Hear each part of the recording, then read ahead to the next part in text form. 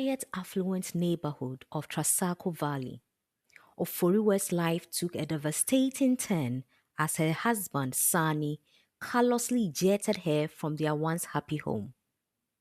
Amidst pleas for mercy, Oforiwe's desperate inquiry about their children's fate met a heartless response from Sani. "They are your problem, not mine."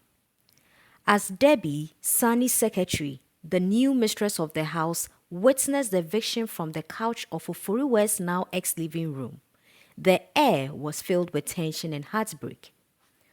Oforiwa couldn't fathom how the man she had supported through thick and thin, the one with whom she had shared humble meals of gari and pepper to finance his master's degree, had transformed into a heartless monster.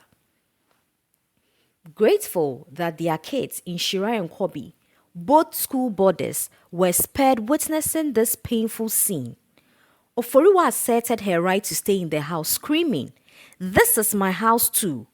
But Sani, sneering with contempt, dismissed her claim, throwing her belongings onto the patio, asserting his financial control. "I pay the mortgage on this house, not you.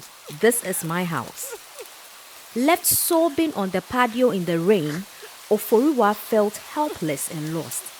In her despair, she reached for her phone and dialed her sister, seeking solace in the midst of the wreckage that was once her life. A decade passed, marked by the harsh realities of Oforiwe's struggles. A call at 8 a.m. shattered her routine, bringing her face to face with a past she had tried to bury. A doctor's voice calling from the Sankara Private Hospital delivered the unexpected news. Sani was gravely ill with colon cancer, demanding to see Oforiwa before undergoing surgery. Reeling from the shock, Oforiwa grappled with conflicting emotions. They hadn't spoken in 5 years, and now Sani wanted to see her. She sat on a faded sofa, the scars of the past evident on her once radiant face, now marred by wrinkles and frown lines. The last decade had been cruel, with Oforiwe's resilience tested as she moved houses, faced financial crisis, and struggled to provide for her children's education. As Oforiwa pondered the hospital visit, memories of Sani's betrayal and the ensuing hardships flooded her thoughts. She questioned what Sani could possibly want after breaking her heart and neglecting his parental responsibilities. In the aftermath of her eviction, Oforiwa's life became an embarrassing journey of survival. 3 house moves told tales of desperate attempts to escape the haunting memories of betrayal. The suburbs of Medina offered a glimmer of hope, but it was short-lived. The landlord's ruthless act of stripping away furniture and even the doors to the apartment as punishment for unpaid rent reduced Oforiwe's dwelling to a barren shell with only bare mattresses. The once opulent lifestyle Oforiwa had known crumbled, forcing her to relocate to Maprobi after her first eviction.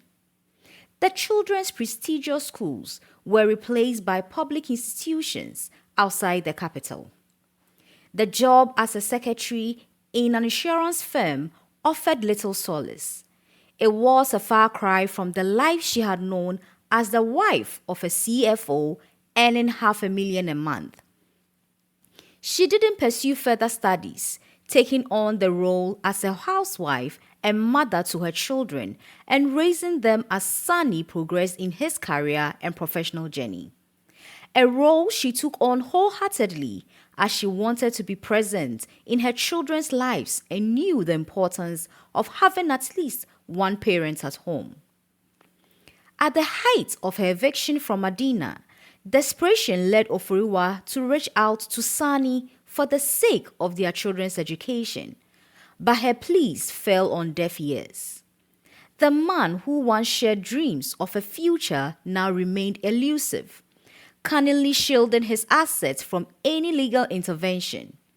Everything from the cast to their coastal retreat and the plot of lands they had once owned together all vanished into Sunny's control.